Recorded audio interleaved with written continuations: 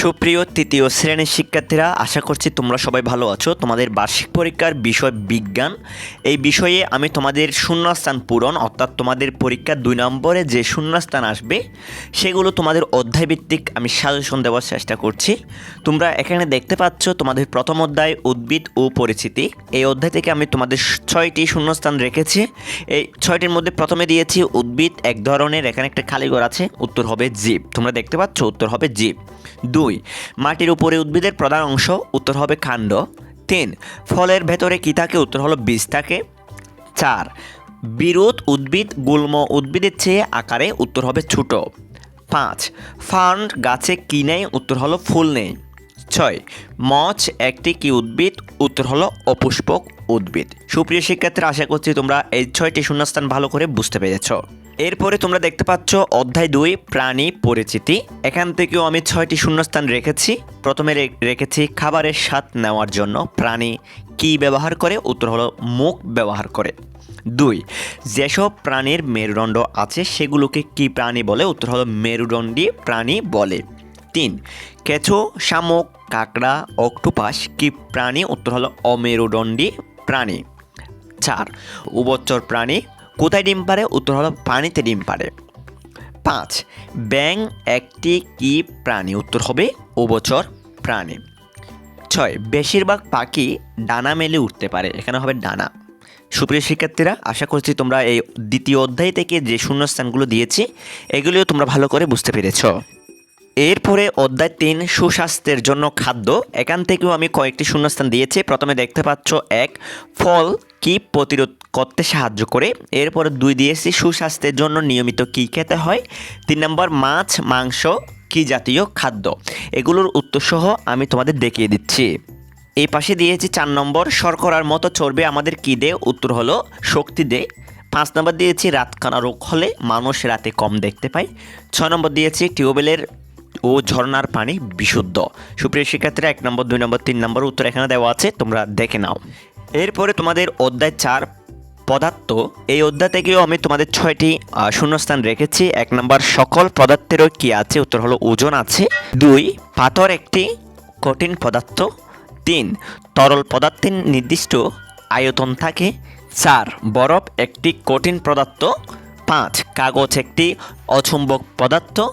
6, চৌম্বক সবসময় উত্তর দক্ষিণ মুখ করে থাকে।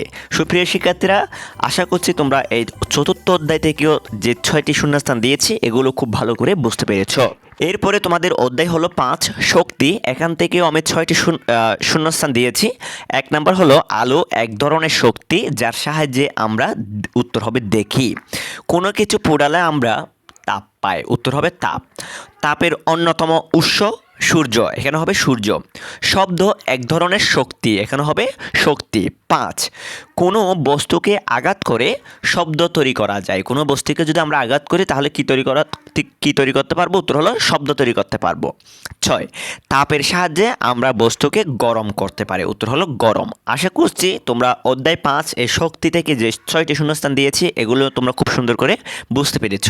এরপরে অধ্যায় 6 বস্তুর উপর বলের প্রভাব। এখান থেকে আমি 6টি শূন্যস্থান দিয়েছি। 1 নম্বর টান ও ধাক্কা হলো বল প্রয়োগের 2টি উপায়। 2, পদার্থের আকৃতি পরিবর্তনে বলের প্রয়োজন, এখানে হবে বলের। 3, বল প্রয়োগ বস্তুর, অর্থাৎ 3, বল প্রয়োগে বস্তুর আকার পরিবর্তন করা যায়, উত্তর হবে আকার। 4, বস্তুর আয়তন পরিবর্তনে বল প্রয়োগ করা হয়, উত্তর হবে বল। 5, চাপ মুক্ত করলে বাতাসে আয়তন বেড়ে যায়। 6, চৌম্বকীয় বল একটি অদৃশ্য বল, উত্তর হবে অদৃশ্য বল। এরপরে তোমাদের অধ্যায় 7 পানি। এখান থেকেও আমি 6টি শূন্যস্থান দিয়েছি। 1 নম্বর হলো পৃথিবীর উপরিভাগের 4 ভাগের প্রায়, উত্তর হবে 3 ভাগ পানি। 2, পানির উৎসকে 2 ভাগে ভাগ করা যায়, উত্তর হবে 2 ভাগে। 3, নলকূপের মাধ্যমে আমরা ভূগর্ভস্থ পানি পাই। 4, আমরা সাগর ও মহাসাগর থেকে লবণাক্ত পানি পাই, উত্তর হবে মহাসাগর। 5, লাল রং করা নলকূপের পানি অনিরাপদ, উত্তর হবে অনিরাপদ। 6, পানির তীব্র অভাবকে খরা বলে, উত্তর হবে খরা।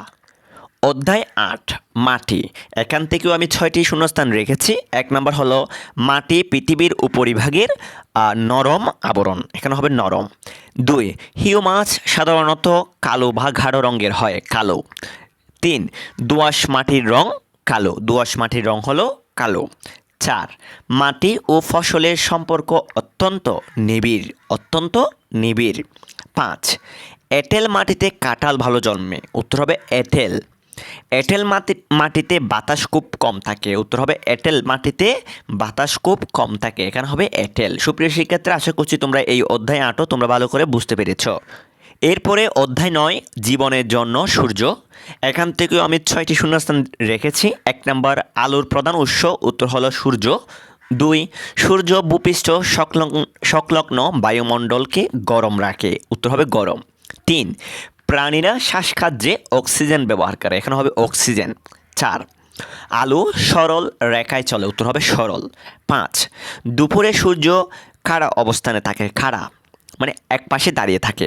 ৬ ছায়া দিয়ে তৈরি ঘড়ির নাম হলো সূর্য ঘড়ি, ছায়া দিয়ে যে ঘড়ি তৈরি করা হয় তার নাম হলো সূর্য ঘড়ি।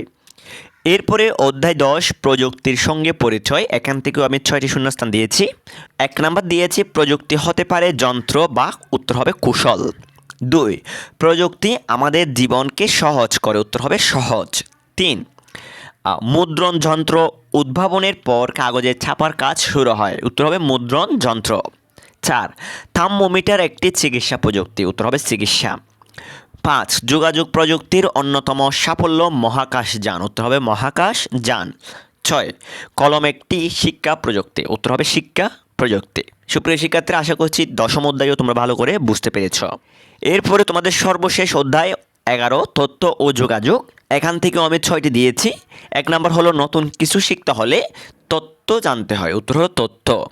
২ তথ্য আদান প্রদানের প্রক্রিয়া হলো যোগাযোগ, এখানে হবে যোগাযোগ।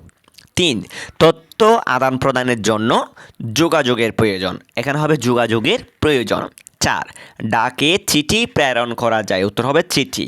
৫ যোগাযোগের মাধ্যমে আমরা তথ্য পেয়ে থাকি, উত্তর হবে তথ্য। ৬ তথ্য আদান প্রদানে প্রয়োজন বাড়তি সতর্কতা, এখানে হবে সতর্কতা। সুপ্রিয় শিক্ষার্থীরা, আজকের ক্লাসে আমি প্রত্যেকটা অধ্যায় থেকে তোমাদের ৬টি শূন্যস্থান দেখিয়েছি। তোমাদের মোট ১১টি অধ্যায় আছে। এই ১১টি থেকে আমি ৬, ১১ তোমাদের ৬৬টি শূন্যস্থান দেখিয়েছি। আশা করছি এই ভিডিওটি তোমাদের অত্যন্ত কাজে লাগবে এবং তোমাদের বার্ষিক পরীক্ষা যাদের অনুষ্ঠিত হবে, তোমরা অবশ্যই তোমাদের জন্য একটা ভালো একটা প্রস্তুতি নিয়ে ফেলতে পারবে এই ভিডিওগুলো দেখে। আমি পরবর্তী ভিডিওতে তোমাদের শুদ্ধ অশুদ্ধ কোনগুলো আসবে সেগুলো নিয়ে একটি ভিডিও আপলোড করব। আশা করছি আমার চ্যানেলের সাথে থাকবে এবং আমাদের চ্যানেলে যতগুলো ভিডিও আমরা আপলোড করি তোমাদের তৃতীয় শ্রেণীর সব ভিডিও দেখে রাখবে। সুপ্রিয় শিক্ষার্থীরা, আমি আরেকটা কথা বলে রাখতে চাই, তোমাদের চতুর্থ শ্রেণীতে তোমাদের যে প্রথম সাময়িক পরীক্ষা, দ্বিতীয় সাময়িক পরীক্ষা কী আসবে চতুর্থ শ্রেণীতে উঠলে সেগুলোর সব ভিডিও আমার এই চ্যানেলে দেওয়া থাকবে। তোমরা যারা এখন আমাদের চ্যানেলটি সাবস্ক্রাইব করেন, আমাদের চ্যানেলটি সাবস্ক্রাইব করে রাখো এবং পাশে থাকা বেল আইকনটা অন করে রাখো, যাতে আমি ভিডিও দেওয়ার সাথে সাথে তোমাদের কাছে নোটিফিকেশন পৌঁছে যায়। সুপ্রিয় শিক্ষার্থীরা, আজকের ক্লাসটা আমি এখানে শেষ করছি। তোমাদের সবার সুস্বাস্থ্য কামনা করে ক্লাসটা আমি এখানে শেষ করলাম। সবাই ভালো থাকবে, সুস্থ থাকবে। সবাইকে টাটা।